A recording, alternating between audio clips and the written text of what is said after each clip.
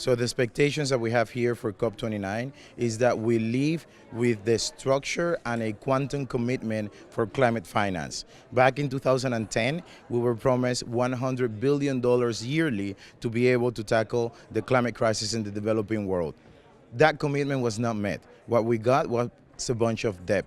Now we're renegotiating a new climate finance goal, but for some countries, they believe that they're negotiating a new climate loans goal. That is completely unacceptable for the developing world, and what we need are commitments on finance that are in line with keeping the pathway to 1.5.